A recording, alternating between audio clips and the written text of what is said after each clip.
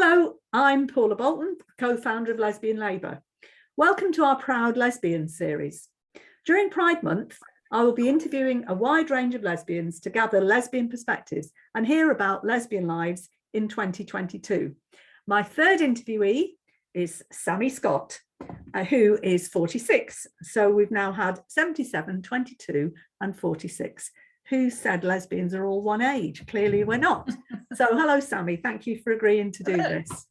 Can we start by your personal story of life as a lesbian? Where did it start for you? I came out at the age of 17 to my mum to start off with, and my sister, and then a few years later to my dad. And they were all supportive and not really surprised at that point about me. Was there any other lesbianism in your family? Yes, my mum was lesbian, is a lesbian. She's still alive. Yeah. Did ever anybody say that you were, influenced by her? Did you have to cope with that? Because that's very often one of the reasons women have their kids taken away, or they did in those days, didn't they? Yeah, I think part of me, the reason I came out so late was because everyone would think I was, because my mum was, and all of that. And I had to be really sure in myself about it, which is why I know it wasn't really until I was 17 that I actually came out. Before that, I could have probably said it was a good few years before that. I'd done the odd bit of experimenting, or had feelings and crushes and all that sort of stuff, but nothing would have made me say anything at that point, because my mum was.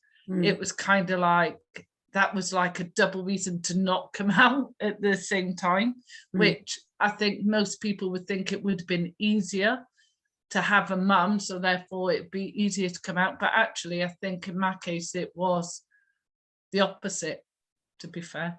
Yeah. So were there other lesbians around you in those early years? I mean, were you isolated as a lesbian? No, because my mum was lesbian, and there was her partner and her friends that were around and lesbian and all of that. So therefore, there was the older lesbians around me at that point. At that point, there were no young lesbians of my age or around my age. They were all much more older. Yeah. So would you have said that there was some sense of lesbian community? Oh, definitely. Absolutely. There was kind of these sort of lesbian socials that were happening around, and sometimes it would happen in our house. So therefore I was around it, and it was nice to see women having, or lesbians having, a meal and a chit chat and, things like that. That was just normal life at that point for me. Yeah. So did you have any early experiences of homophobia or lesbophobia against you particularly, or witness any? What was it like back? What year are we talking, first of all? So I was 17 in 1992. Right. Yeah, 1992. And at that point, you wouldn't have said you were a lesbian. And my personal experience was, I had my own flat at the age of, I had it at the age of 17, but it was like 18 that I had it transferred to my name. But at that point, I lived in quite a rough sort of area, and there was no way you would have wanted to stand out or look different or anything like that. And I lived in a town that was really homophobic generally, and my mum's ex-girlfriend had been beaten up because she was gay, and yeah, it was just around, you just knew it. There was one time that I had been to the pub, so it must have been when I was 19, 20, something like that. And I used to, we'd all just meet up in the pub and make it a gay pub without saying it. And at the end of the night, I gave someone a hug, or no, it wasn't the end of the night. It was at some point in the night. I given someone a hug as they were going or as they were coming, something like that. The landlord thought that I was snogging them on the premises. And then all of a sudden we were all barred. And it was like, why are we all barred? What's happened? Didn't have a clue. Eventually he had a meeting with somebody and had stated that this kiss had taken place and that it was meant to have been me. And it was like, no, it wasn't me. I didn't kiss anybody. So then it was like, oh, sorry for the misunderstanding. You're allowed to back in as long as you don't show any physical contact with another woman, if you like. So homophobia in your face. So yeah, it was very much like that. And it was around those sorts of years that Section 28 was still in. Yes, absolutely. So therefore, no one talked about it because they were scared about what they could say, what they couldn't say. It wasn't understood enough, or yeah, just it put so much fear into anybody in a professional capacity that people just didn't talk about it. So therefore, it was kind of isolating, not knowing the bigger picture. I only knew the people around me. And I remember at one point, because we used to have the local newspaper, and they used to have the personal ads in it. And at one point, I remember putting an ad in there because it was free, but it wasn't to find anybody to date or anything, but it was to find other lesbians. And I was like, well, if I just, put an ad in, they can all contact me and I can get us all to meet in the pub at the same time. And, then we make the social scene a bit bigger, So yeah, back in those days, you didn't just walk into a bar and declare yourself as a lesbian. It just wasn't done like that. It was more behind closed doors, and you had to find creative ways, if you like. And like say at that point, when I was coming out, I was the only young dyke at the time. So yeah, it was challenging. Now, I know some of your story. So one of the other places I remember you could possibly have bumped into other young lesbians was Greenham, because I know you went to Greenham. So were you aware of the lesbian context that you were stepping into there? Definitely, I was out by then. So when I went to Greenham, it was like, oh, there's a lesbian. It was great. It was absolutely brilliant for that. And yeah, definitely I was right in my element, because obviously the putting the sexuality part aside a moment, it was like politically, it was finding myself politically around that point as well, because I knew my politics, but I didn't always click with other people with my politics. And it was a way of seeing how I have this sort of balanced view that there needs to be equality and fairness in the world, and there needs to be that there is a way that we can all harmonize with each other on an equal basis.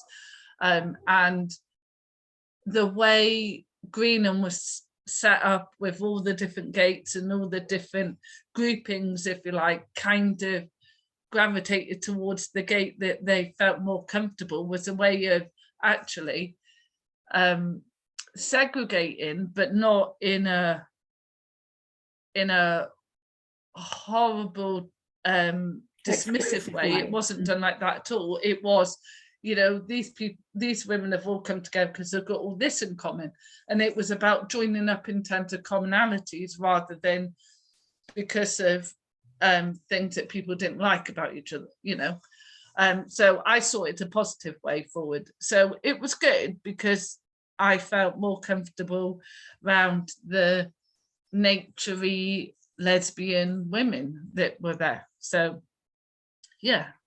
So you had an affinity, because I do remember you once describing you know, a world when there were some of those conversations around the Women's Centre about women's ways, and there was this active trying to design the way the world would work. If we're serious about this and women were in charge, what would it look like? And I have a memory that you used to use the Greenham Gates as a tool for saying, hold on, okay, if you want to live in a straight world without this, that and the other, then you need to be in that little patch of the land or whatever. If you're quite happy mixing with everybody, then you're in that patch of the land. And if you want to be a woman and not be around necessarily men or children, then you could be in that patch as well. Do you know what I mean? It was a bit like, not, again, it almost seems like a separatist way of thinking, but it wasn't in terms of for the negatives. It was kind of people being drawn to their affinity and what they're comfortable with, and how they felt an affinity of living, you know, with people with the same ideals or anything like that. Well, even if you were thinking, and people can move in between each of them, they don't have to stay where they started, you know. So yeah, and I think that's a very important model we could do with the resurrecting, because I was thinking about, you know, I've lived in communes in different phases of my life, and you know, being on a peace walk at some point, it would all boil down to basic little things like the smokers and the meat eaters or whatever. And if you just had zones, you know, all come together. This is a communal bit where we all have to put up with everybody's everything, but you don't have to live on top of each other all the time. There's the no smoking area, there's the this, that and the other. And I do think it's a great model. So as I say, I know that you were involved in a women's centre. Could you just talk about that a little bit, and how lesbians were key or not key, and how did they fit? How were lesbians treated? You know, that sort of thing around the Women's Centre. Okay, I first went to a women's centre when I was 10 years old. And immediately I felt comfortable. And then many years later, I wanted to go and volunteer. And I wasn't allowed till I was 16. So pretty much after my 16th birthday, I was there volunteering. And I did various roles there: emotional support, pranks testing, and childcare, because I had quite a vision of how childcare should be, rather than how it seemed to present itself around me in life. So those were the areas. As a lesbian in that environment, it was quite funny, because the Women's Centre had this reputation, I would say. Oh, that's the place where all the lesbians work. And it's quite funny, because if you think about it, a Women's Centre is for all the heterosexual things like pranks testing, rape, assault, you know, domestic violence. Domestic violence, all the, in terms of period problems or anything like it, would all be around childbirth. Not all of them, but you know, a large part of them were around childbirth and stuff and all of that stuff. So it was around a lot of heterosexual themes, and it was the way I saw it was I was a woman who was helping to support other women and never really brought my sexuality into it at all. It was never, I'm here as a lesbian helping heterosexual women at all. But I was there as a woman helping other women. And then I must have been there quite a lot of years. And then it was finally, it was like after 10 years or so, it was like, why aren't we doing anything for ourselves? So then me and some of the other lesbians then helped to set up Lesbian Line, started setting up lesbian discos once a month or something like that, and got some lesbian books. Because actually the other thing was there were always books about every aspect of women's health except lesbian health. So yeah, it was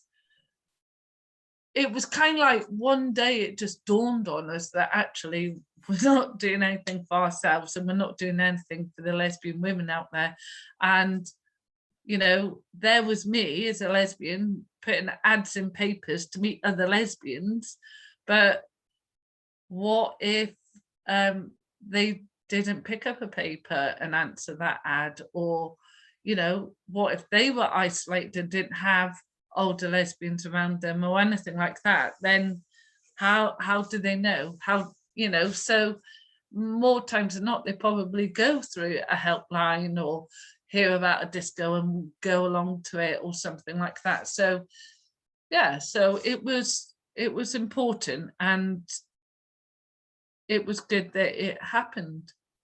I'm just going to focus a little bit on the Lesbian Line there, because I don't know what news you get or read or what have you, but just this week there's been the good news that the LGB Alliance have been awarded some funding to do a scoping project to set up a helpline for lesbian, gay, bisexual young people.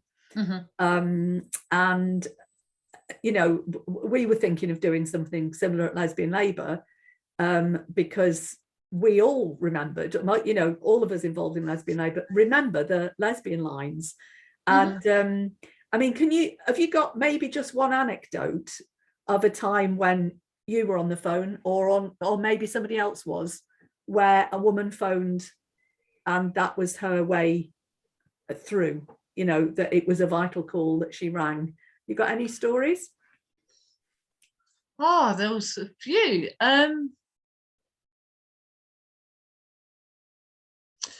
Yeah, well, there was one woman phoned up and she was lesbian and she was painfully shy and felt like she didn't know anyone or anything like that. And I said, well, you know, we're going to meet up with lots of different people and get on a bus to Leicester, and we're going to go out there for the night. And, you know, if you're too shy to come on your own, bring somebody else, or we can meet up before or anything like that. And I remember meeting her for coffee, something like the Thursday or something like that. And then she was, yep, I can do this. And on the Saturday, she came on the bus and went out to all the gay pubs in Leicester with us. So yeah, it helped her to come out and feel comfortable. Yeah, and I mean, there we go. So you had to go to Leicester. Was there a scene in Leicester in those years? Give us a year as well, so that people know when we're talking about. 90s. It would have been late 90s, yeah. Yeah, 97, 98, around that sort of time.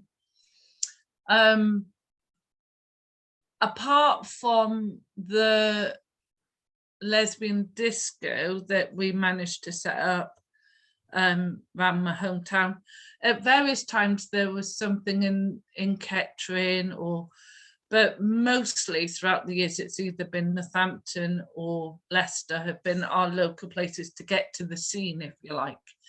And with Leicester, there was a bus straight from Corby.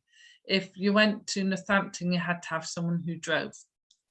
So, so more times than not, we ended up on a heterosexual bus with some gay people on it, but not many of us, going to Leicester for the night. Was this a special bus for clubbing, full stop? Yes. Yeah, not like just a local bus. This was specifically laid on to take Corby people to Leicester for a night out without a car for clubbing. Yeah, okay. Yeah. So then, obviously, at 2 o'clock in the morning, you're getting back on the bus to come home, and you're with all these straight people who are absolutely drunk. And at this point, you cannot tell them that you're, where have you been tonight? The last thing you're going to say is street life. Or, you know, Rainbow and Dove or Dover or Castle or whatever, you know, you're not going to say those type of places. Because in those days, it was just something that you would get hurt for. Yeah, yeah. So interesting that, you know, there you were reeling pubs off left, right and centre there. Yes. Now, I also know that at some point you were in Birmingham. So the scene in Birmingham, when in the years that you were there, how was the lesbian life there? Yeah, well, obviously, when I was living there, I started going to Birmingham Pride every year. And they have like the gay quarter. And I remember not really knowing anything about Birmingham before I lived there, but I remember one time visiting there and looking for the gay court and what pubs are gay, you know, at that point, and literally saw a lesbian and went, let's follow her. And followed her into the pub. It was just like, and then realizing that, yeah, there were more than just gay men, because every pub I seemed to go in with a flag seemed to have all guys in and no women. So, yeah. And then obviously you find out about the Fox and all that sort of stuff. And yeah, but it was kind of, I don't think Birmingham have visitors like Leicester had, because they're quite cliquey, unless it's Pride or something like that. The scene in Birmingham was quite cliquey. So yeah, it was a bit different. Now, you mentioned the flag completely nonchalantly there, as a woman that clearly was recognising the rainbow flag as a bit of an indicator. Yes, well, that was the indicator back then. Yes. And sometimes you would see someone with a rainbow on their car or something, go, ooh, you know, because they were the indicators. Nowadays, well, it's Pride Month apparently, and they've got all these flags up in Tesco's and everywhere. And it's kind of more in your face. But it's become so commercialized and so far away from the political statement that Pride was meant to be, that it's become a Mardi Gras where you just go get pissed, basically. That's what Pride has become now. And everyone's going to celebrate Pride because it's a party. And the political message has been lost in all of it. And if you hear any political messages now, it's basically about trans. That's all you ever hear now, which, you know, yes, there are minorities that need their rights as much as anybody else, but I wouldn't say that yes, okay, I can walk down the street without the fear all the time. There's still a percentage that I would still be a bit dubious, but most of the time I can walk down without feeling like I'm going to get beat up for being gay, for being a lesbian. However,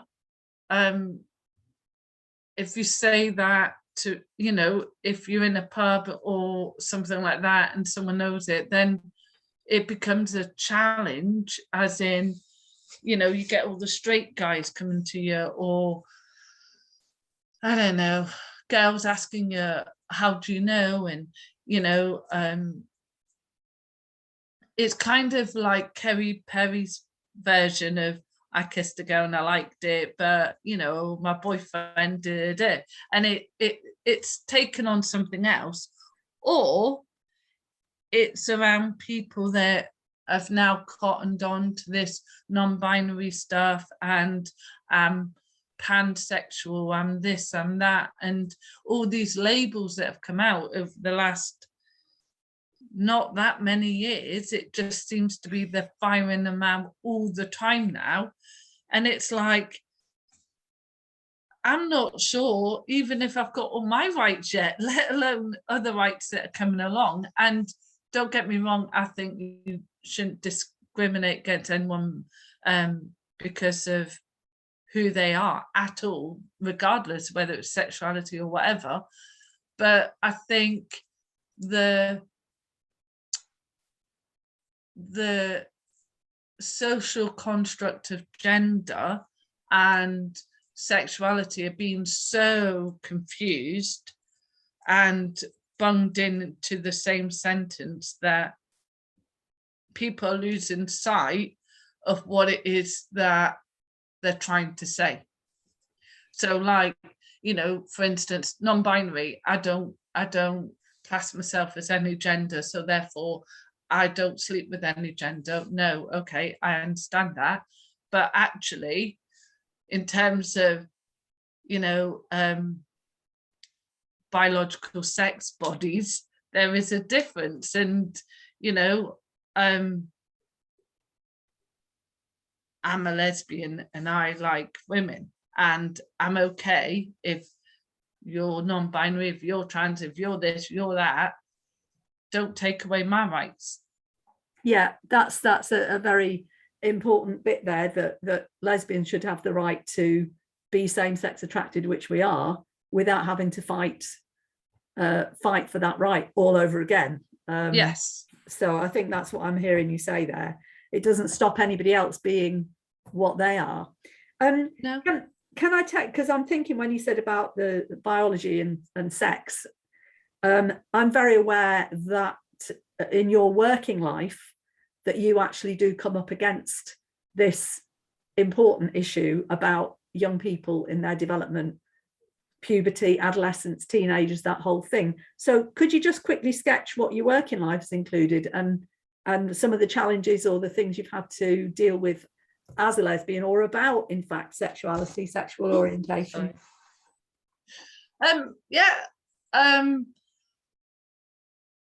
At one point,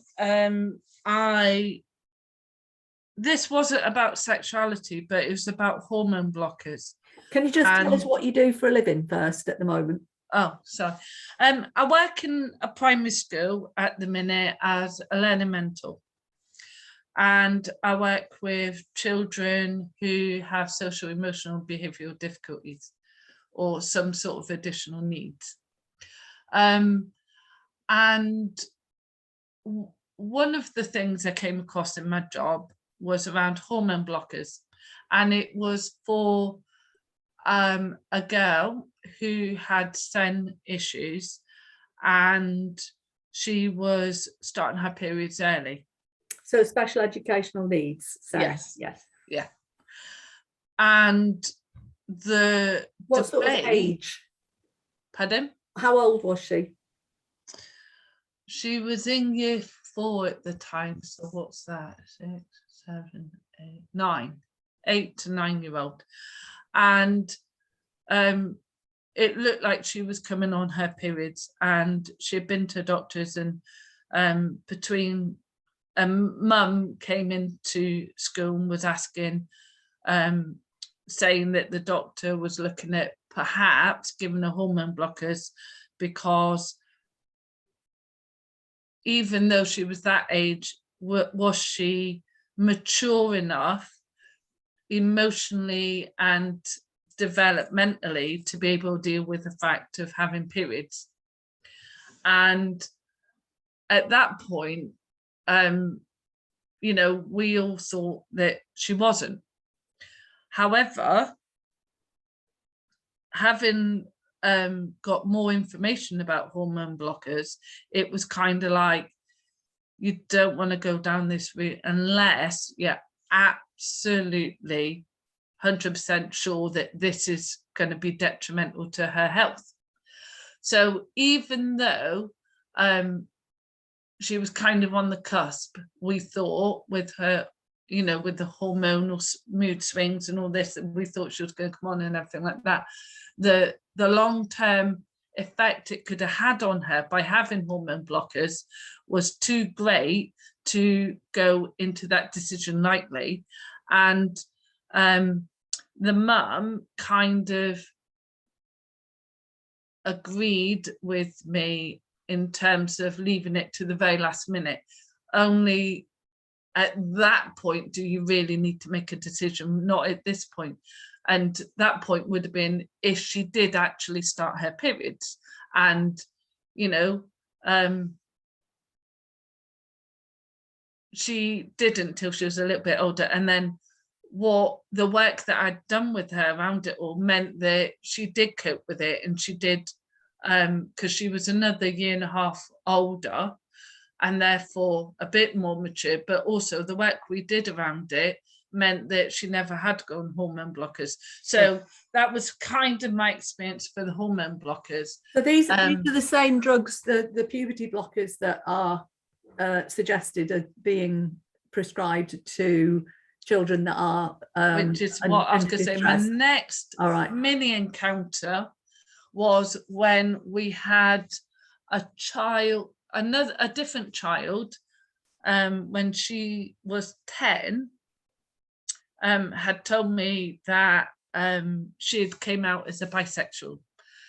Then it was 6 months to a year later, she was in year 6 at this point, and she had told me that she was trans and that she wanted to be called by her boy name and get put on hormone blockers and all this sort of stuff.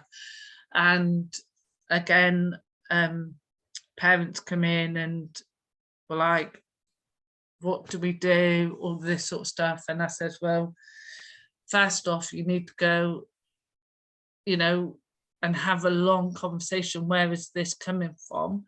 Because,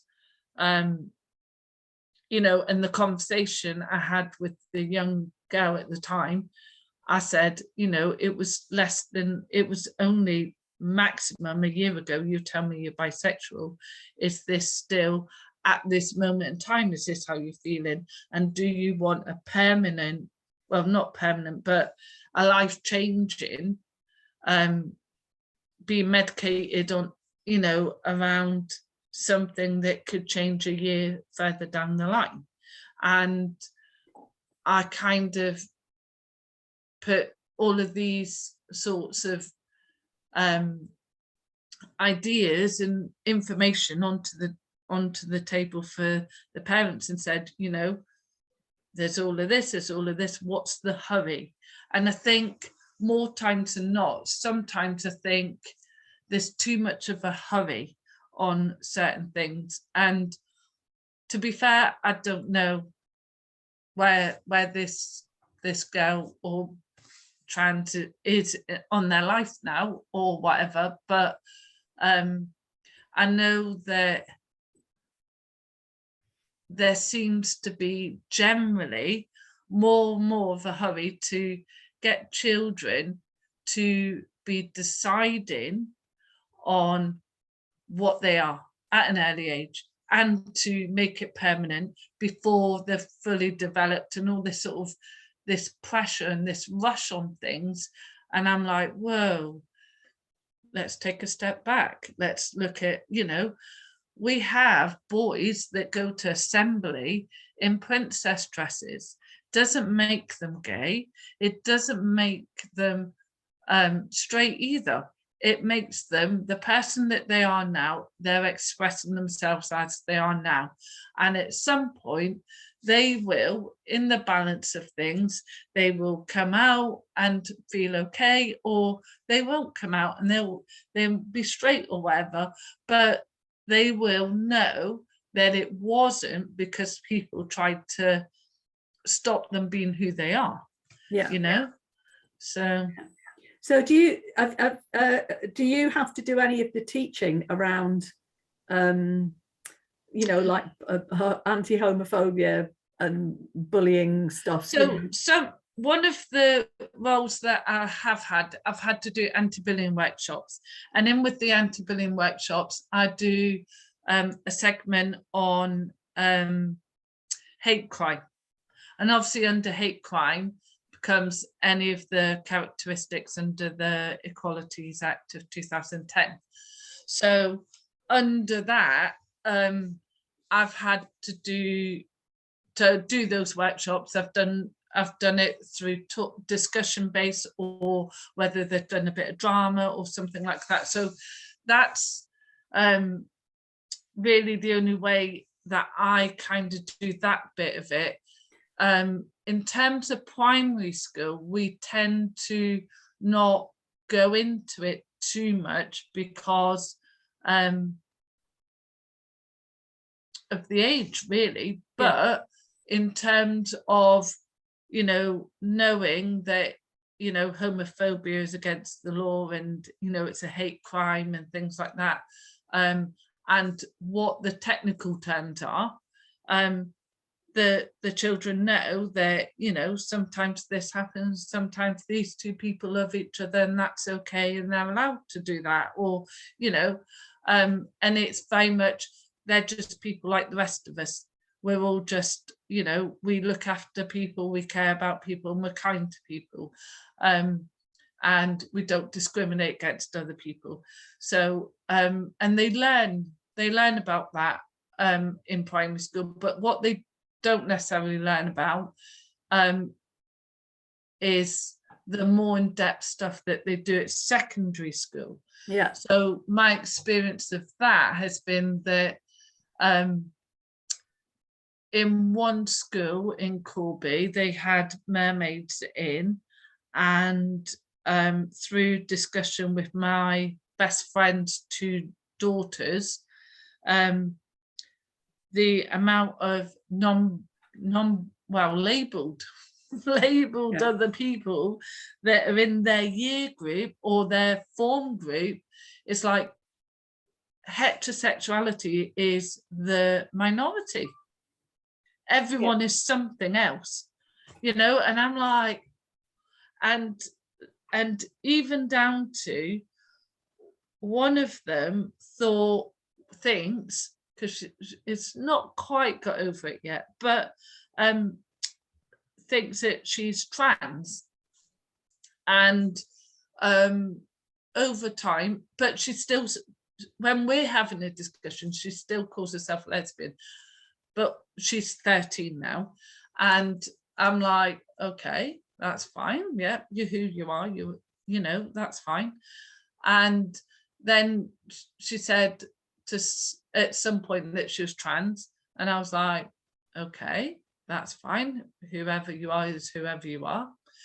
Then I took her and the other girl out for this youth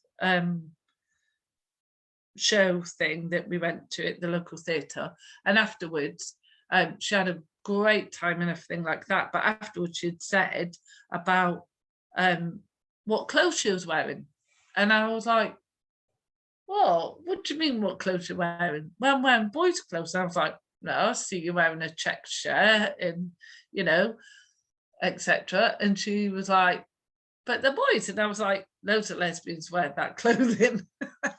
Believe it or not, there are loads of lesbians that wear that sort of men's clothing or check shirts or whatever. I was like, that doesn't mean you want to be a man. That doesn't make you trans. So I think she's only just met, well, she only just saw literally last weekend a lesbian in full butch outfits. So I'm hoping that if it is that she will understand that actually she is lesbian, and wearing those items of clothing don't Does not change make her her. sexuality. Yeah. And I think that's where it's kind of, but I'm also making sure that I stay neutral to, I'm not talking to her as a lesbian, I'm talking to her as her mum's good friend, who is just saying, well, tell me about it, and what and giving information rather than Pushing it one way or the other, because she's got to find out herself. Yeah, I mean, what strikes me in that story is that the lack of role models around means that she's finding a way to what she's comfortable in, which is this not straight, and then there's these other avenues for her to go up, and she's looking for clues as to where she fits, and with this invisibility. So that brings me on to my next thing, which is about you know, in your years since you came out, have you seen the representation of lesbians in the media? Has that changed? Has it improved? Are there more films? Do we have books, music, you know, lesbian culture? You mentioned so there were films. The first lesbian kiss on TV, I believe, was Beth Jordache out of Brookside, and I watched it. That was in my era, and I watched it and I loved it. And I believe that was the first one. So right up until that point, and I'm whatever age I was at that point, going, and I'd come out, so it was after I was 17. And yeah, it was kind of like, up until that point, I think the only one that anyone ever knew anything about was Martina Navratilova as a tennis player. Well, in my head, I think that's all I knew. So, yeah, so that was where TV began, really. And I think at that point, I'd not long after that, I'd watched Liana and Desert Heart. I think they were the only other two out at the time. It was, yeah. There was an Australian one, I think, called Pink Lilac Bus. Pink, I can't remember. But there were far and few between. Movies, films, and even lesbian characters on the soaps. So no, there wasn't any. And in terms of singers, I think you had Katie Lang, Tracy Chapman, even though I didn't know Tracy Chapman was at first until I was a bit more older. But I loved her songs, do you know what I mean? It was just like she was in my collection. But then, you know, as I've got older, there's been more and more music, more and more films out, more and more characters on TV and things like that. But it's also interesting that the biggest hit, I think, for lesbians on TV was like the L Word. And it was these women who had a lot of money, that didn't have to struggle, that had these marriages, but were very much like rich middle class. Yes, yes. And or they were like the poor relation, if you like, which Shane was, and slept with everybody to make everybody happy. And it was, oh, sorry, it wasn't it's not the sort of role model. It's not a role model for a British young person, really, because that was all like all pie in the sky sort of stuff. So it's not that you're always looking out for yourself in films and stuff, but you know, when you do get a series like that and you think there would be a character that you could have some sort of affinity with and there wasn't, it's a bit disappointing, really. So obviously the latest thing, if I was to say now, what would you be telling me would be happening now on the TV, and how does that impact on you? Well, it's kind of like any lesbians that are shown on TV now. Well, not any, but if they were in the soaps or whatever, they would be what I call straight lesbians. So, you know, they would just be living life like a married couple, like the straight people do. And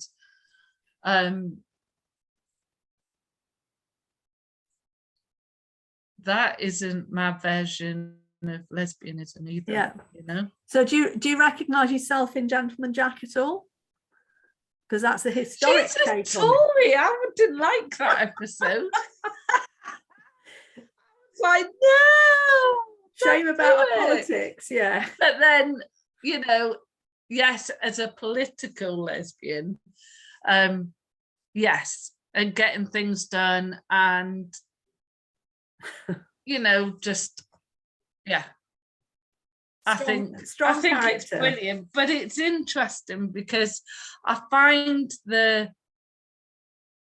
dynamic between the two and quite funny. So yeah. So it is interesting because obviously you know, within the lesbian community there's always class is an issue, you know, as is, you know, comparative wealth regardless of class, as is political allegiance, and it's interesting, you're not the first lesbian I know, unsurprisingly. Lesbian Labour, you know, I'm on the left. I have been so cross because I wanted to be able to say yes, and somebody got in touch and said, you're just like her, Paula, you're just like her. And it's kind of like, hang on a minute, because I knew what was coming, you know. And but we get pushed into these allegiances that, you know, as working class women, we have to work with all women. We have to bond together there. As left-wing women, we need to be making, like, that's why I've done the Women Uniting thing. You know, I work very well with women from different parties in terms of defending women's rights. But it's so interesting to get a little Venn diagram where they all overlap. You know, what's that small bit where you are? All of these things, if you lay your class on top of your politics, on top of your wealth, etc. So well, I think in terms of I don't know, working class, I suppose the closest thing, I think, but then that's not either. I was going to say Killing Eve. So you have a bisexual basically and a lesbian, and one is a serial killer. Great, well, that's an normal, assassin, and the other one is like the police officer out to get her, basically. And then they end up having this really, I don't know, deep sort of infatuation and thing about each other. It's really, really intense. But there's more going on in that I think, you know, in terms of normal life, if you take away, you know, obviously being a serial the fact that we're not you know, an assassin, and we're not MI5, and we're not, you know, absolutely besotted. And is there a lesbian following for that series, do you know? Oh, big time. Right. because, you know, the two women that play the characters are just so good together, Right. and there's this intensity about it. So yeah. Right. Okay. Yeah. So I just wanted to, I'm really enjoying this conversation. Just a little bit more before we finish about politics and activism. You know, have you got any thoughts about the position in the different parties? Have you got any sense of where we're up to with lesbian rights nowadays? You know, have you got any party allegiance yourself? Well, I was in the Labour Party for a few years when Jeremy Corbyn was leader, and when Keir Starmer kicked him out, I was like, you can't do that to someone, I'm sorry. And I left because I didn't think it was right. However, putting that aside, I am finding that on the issue of women's rights and lesbians' rights, that, dare I say it, but the Tories have actually got it right on this one. And even yesterday, I half heard Jeremy Corbyn saying something like, we've got to stand with our trans and our non-binary people about the conversion therapy debate. And I was just like,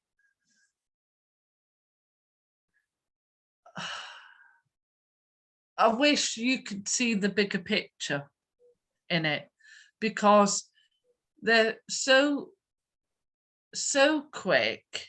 It's this quickness around it all. They're so quick to look at what's happening to the minority, what they're seeing as the minority. They're not looking at the impact on other minorities, i.e. women's rights or lesbians' rights. And they're just focused on trans rights or non-binary rights. And yes, we all need our rights and everything, but not at the detriment of each other. Yeah. So so I find it really difficult. But then, you know, only the health minister said a couple of days ago that the NHS was wrong to move the word woman from some website page or something. Streaming stuff and everything, yeah. Yes. So it's kind of like, how's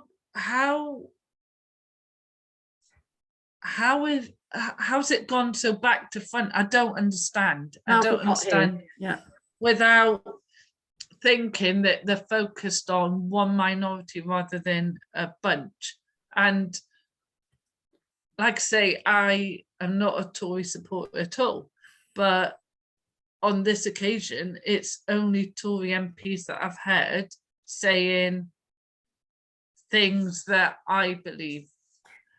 Also, I'd just like to point out that women are in fact the majority, not the minority. And, you know, the way it's all spoken of is as if we are some insignificant minority, which we're not. No, I don't mean it like that. No, I know. Women as a protective characteristic. Sorry. Yes. Sorry. So I'm just having a little look at my list of things I wanted to ask you about. Yes, just one thing finally, dating apps. Right. Okay. So, you know, if you were a 17-year-old coming out now in 2022, and you were looking around for lesbian spaces to go to or gay bars to go to, where you could know that you were amongst other homosexual people, how would you find other lesbians nowadays? And has that changed? Is it easier? Well, I think online dating is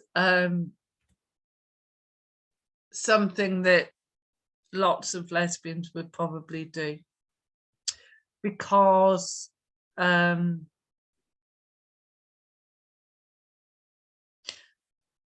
if you don't live in a big city where there's lots of gay scenes going on out there, funding's been cut for lots of things. You know, lesbian discos, what's that? It's, to be honest, it's all around the commercialization of everything. So therefore it's more geared towards the people that have got the money, which is gay men. So it says it's for mixed, but then you go along and it would probably only be about 4 people that are lesbian and the rest are all gay, you know. So as a 17-year-old now, I think they would go through dating apps such as Tinder or Bumblebee or whatever they are. I don't know. I tried Tinder during lockdown and it ain't me.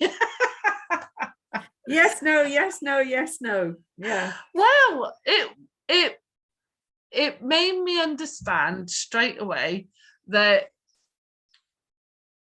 it made me really judgmental. I'm not normally judgmental. I take somebody how I find them, and it's never just looks. It's the looks. It's the personality. It's this. It's that. It's in the dance. It's in this. Whereas on Tinder, you look at the first picture, and you decide if you're going to look further or not, or you go no, and you just swipe left. And I'm like, and after a while, you're like that. No,